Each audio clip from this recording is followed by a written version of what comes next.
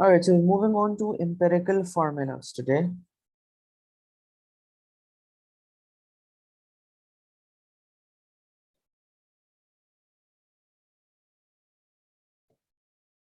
Empirical formula is basically the simplest whole number ratio of elements. When you simplify a molecular formula, the simplified version is known as the empirical formula.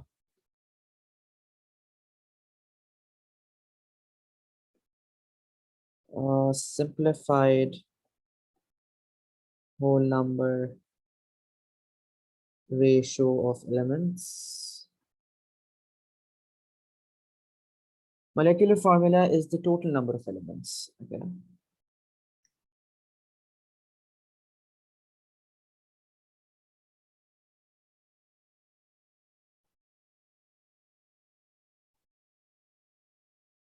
For example, let's say if I write C2H4. Now C2H4 means that there are 2 carbons in a compound and 4 hydrogens. This is a molecular formula. This is the total number of elements in a compound, right? When you simplify this, 2 1s are 2, 2 2s are 4. Now this simplified version is CH2. This CH2 is the empirical formula. This is the molecular formula, and the second one is the empirical formula. Okay. Similarly, let's write some more examples here. What if, let's say, you have N2H4? N2H4 is again the. So how do you know that N2H4 is a molecular formula? Because it still has further capacity to get simplified. 2 and 4, you can simplify it. 2 1s are 2, 2 2s are 4. By dividing these numbers, these subscripts, with the lowest number possible. Okay. So once you divide these numbers, simplest forms, okay, and those simplest forms are the empirical formulas, and this is how you know that the formula given to you is whether it is a molecular formula or is it an empirical formula. You look at the subscripts. If there is further capacity for the number to get simplified, then it is a molecular formula. Again, for example, C8H18. Now this, you can start simplifying this with the table of 2. 2 4s are 8, 2 9s are 18. And it can 4 and 9 be further simplified? No, because 4 and 9 cannot be simplified on one table. So the empirical formula for C8H18 is C4H9. Now we cannot simplify C4H9 further with the same number. Let's say if you're given with NH3, NH3 cannot be simplified further because there is a 1 here and there's 3, and you cannot just simplify it further. So NH3 is the molecular formula as well as the empirical formula. Are you clear? Should we move on? Yes. Okay. Now there are multiple ways to figure out the empirical formulas as well. Let's say if for example, moles are given to you and you are not given with any of these subscripts, then you can use moles to figure out empirical formulas as well. Okay, we're studying this case 1 here.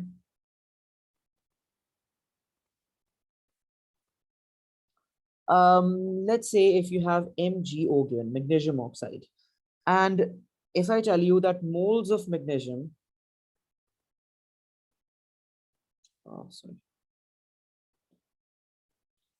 moles of magnesium are 0.02 and moles of oxygen are 0.02 as well. So in this case, if you're given with the moles of these separate elements, what you're going to do is you'll divide these moles. You're going to write these ratios: magnesium, oxygen, 0.02, ratio 0.02. Simplest, both of these are the simplest numbers, right? So you're going to divide them. You can pick up any number and divide. So the answer will be 1 ratio 1. So if answer is 1 ratio 1, then MgO is itself the empirical formula.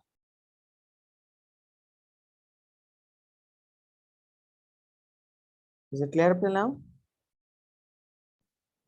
Yes. Okay. For example, now the ratio is not 1 1. This is case number 2. When the ratios are not the simplest, in that scenario, for example, if let's say the compound is PO, potassium oxide, and you are given with the moles of potassium, Moles of P are, let's say, 0.05, and moles of oxygen are 0.125. So now you can again write P ratio O. P is 0.05. Oxygen is 0.125. You're going to pick up the smallest one, 0.125, and divide it with both on both sides. 0.125, you're going to get 1 here. And if you divide it on this side, you'll be getting, if you divide it, you'll see you'll get a 2.5. Yeah, answer will be 2.5 here. So if this is the answer, 2.5 ratio 1, what you can do is, I mean, because obviously your empirical formula cannot be in decimals, right? So you need to multiply this entire thing with the simplest whole number to convert it into whole numbers. So for example, if you multiply this entire thing with 2, so 2 ones are 2 and 2.5s are 5. So 5 ratio 2 is the answer. This P5 is with P and 2 is with oxygen. So your empirical formula will be P5O2. Why did we multiply it with 2 and not another number? Sorry, why did we multiply with 2 and not what? Another number, why 2? Because 2 is the simplest, smallest number that could give us a whole number. You could have used 3 as well. I mean, if you use 3, you're going to get another number that could have been further simplified over here. So you need to pick a number that is itself the smallest one, and it gives you the most straightforward ratio here. So you cannot use 1 because 1 will obviously give you again a decimal number. So 2 is the most appropriate number. Again, we are supposed to pick the smallest number. If you, let's say, decide to multiply it with 3, can you tell me what is 3 times 2.5?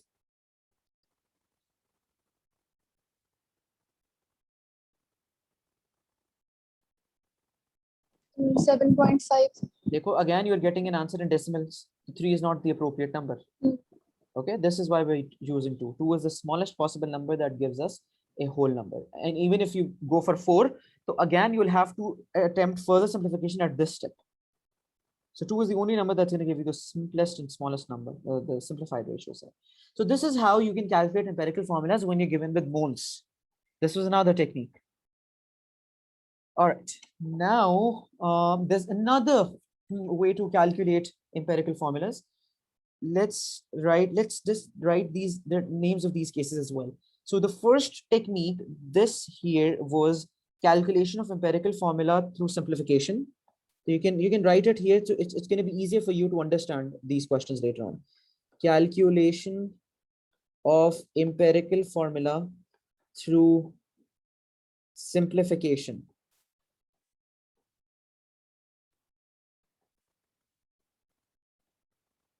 Number 2, these further 2 cases were the calculation of empirical formula through moles.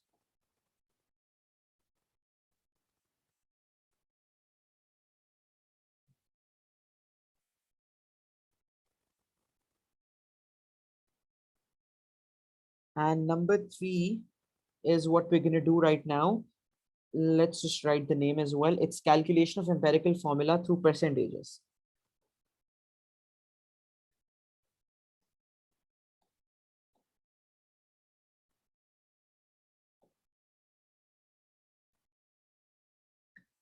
All right, so for example, you're asked to find empirical formula of there's a compound having CNH.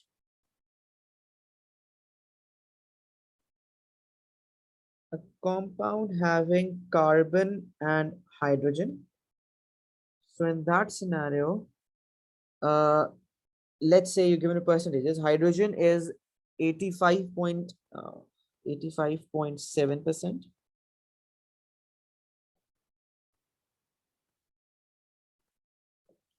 And carbon is 14.3%.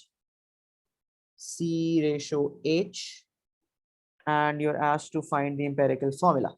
So now what you're going to do is, for the first step will be to write the names of these elements, then write the percentages underneath. 85.7 under carbon and 14.3 under hydrogen. Next step is to write down the MRs, the molecular masses. 12 is for carbon and 1 is for hydrogen. Once you've written these, you're gonna The divide them. percentage carbon की percentage 14.3 नहीं थी? Yes, it is 14.3. Oh, sorry. Oh, yeah. तो फिर नीचे Yeah, yeah. Sorry. 8.55. Change हो जाएगा. Carbon was 14.3 and hydrogen was 85.7. Yeah.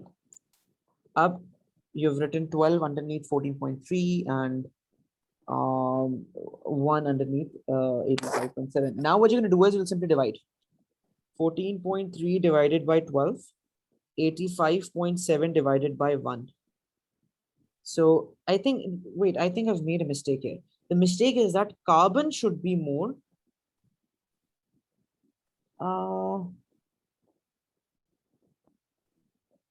Lowest quantity से नहीं divide करते.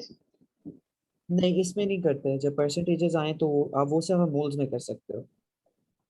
हम इसमें नहीं कर सकते. अच्छा, हम ये करेंगे कि हम देखो यहाँ पे ना इनकी परसेंटेज चेंज कर देते हैं क्योंकि I think this is not possible. Technically बहुत छोटा आंसर आ जाएगा.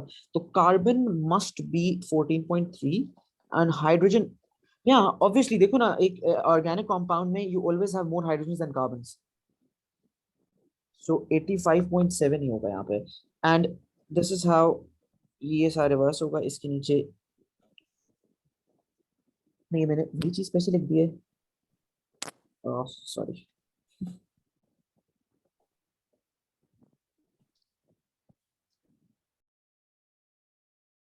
Yeah, 85.7 carbon and hydrogen is 14.3. 85.7 and 14.3. Okay, now up say it. What you're gonna do here is you divide the percentage with the MRs. This is the step. Percentage over the MR. So percentage of carbon is 85.7 and MR is 12. Hydrogen is 14.3, MR is 1. So can you use a calculator and tell me what's the answer for 85.7 over 12?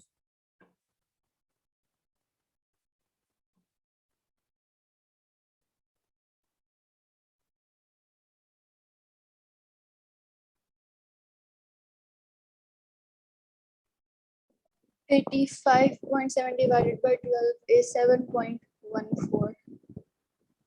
And 14.1 by 3 is 14.3 by 1 is 14.3.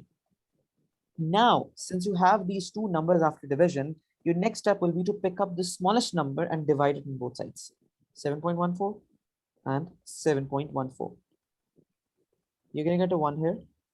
And what is 14.3 over 7.14? It's 2, I think.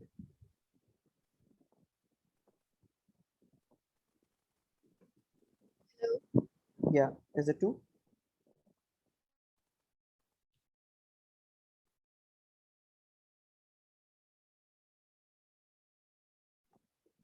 I can't hear you. Can you hear me now? Yes. Okay, so 14.3 over 7.14 is 2. You've got these two numbers for the empirical formula. C, this is for carbon and this is for hydrogen. So your empirical formula is CH2. Got it? All right. This was all for calculating the empirical formulas. Now we're going to study how to calculate molecular formulas with the help of empirical formulas. Reverse order now.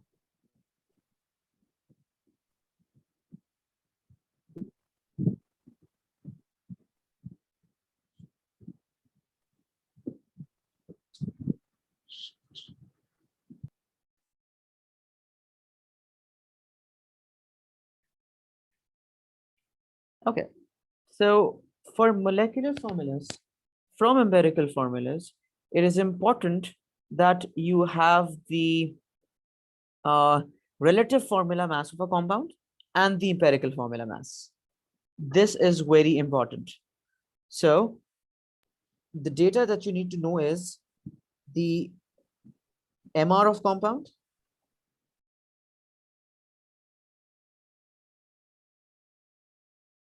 empirical formula mass, and obviously the empirical formula as well.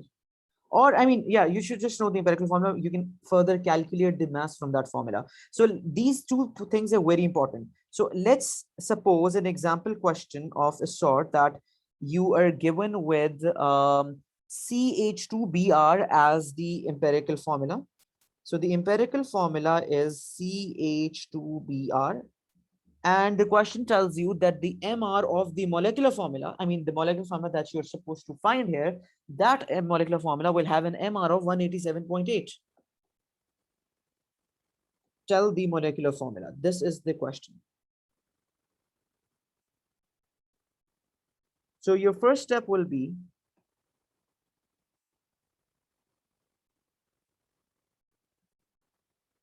to divide both of these masses. MR divided by empirical formula mass. So how are you going to get the empirical formula mass? You look at the compound CH2Br. So CH2Br, carbon is 12, hydrogen is 2, bromine is 79. Could you please check?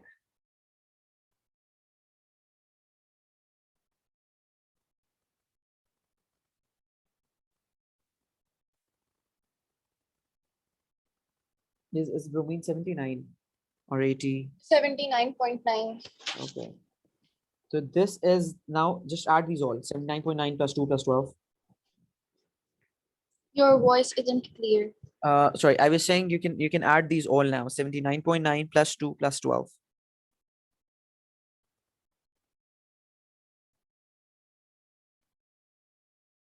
Can you hear me? Yes, now I can. I'm supposed to add these. Yes, yes, please do.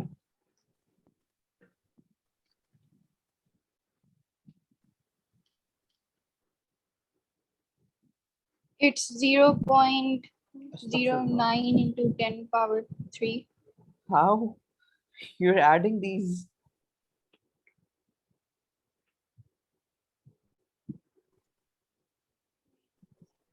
Though you need to. Are you telling me the answer to after the division? No, I added these value 12 plus 2 plus 79.9. And what is the answer? Let me add again. Yeah, please.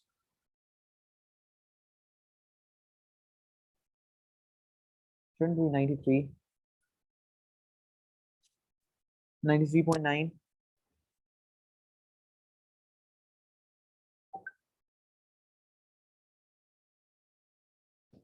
Is it?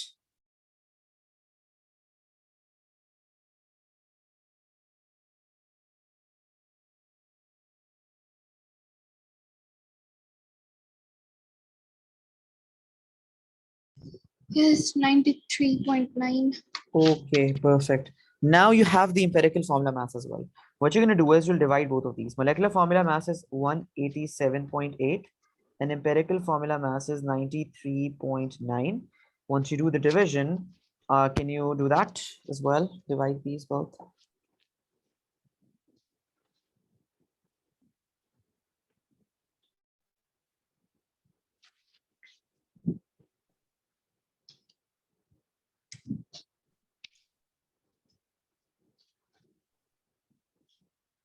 Two. 2.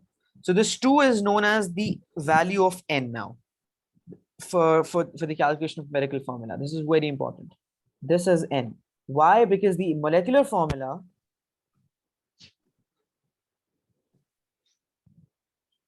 is equal to n times the empirical formula. Sorry, your voice got cut Yeah, in between. molecular. I didn't understand. Okay, I'm saying that molecular formula is equal to n times the empirical formula. Okay. Let's say if the molecular formula, we were supposed to find the molecular formula, the empirical formula was CH2Br. You're gonna multiply this with 2. This 2 is gonna add up to chlorine, to hydrogen, to bromine separately, and your molecular formula will be C2H4Br2. Is this clear?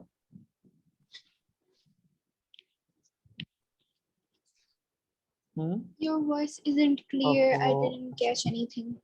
Sorry, just give me a second. Something about this.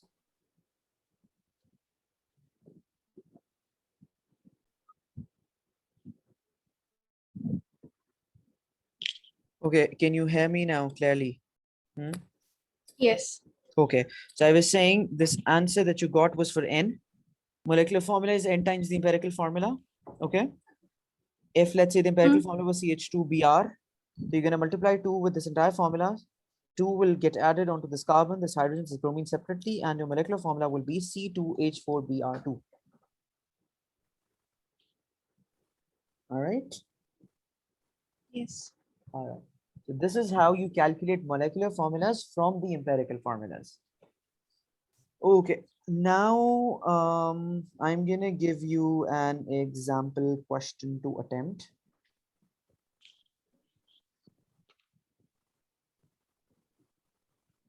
You have the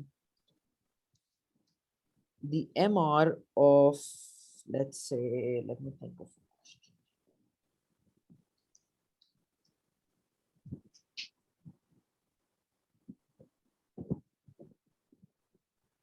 (26), and your empirical formula is CH2, and you're asked to find the molecular formula. Your voice is glitching a lot. I can't hear you. Okay, just a second. You're The asked. screen is also loading late. Okay, then there's this internet connection problem. Okay, can you now see the screen as well, and can you also hear me? I can see the screen, but I can't hear you properly.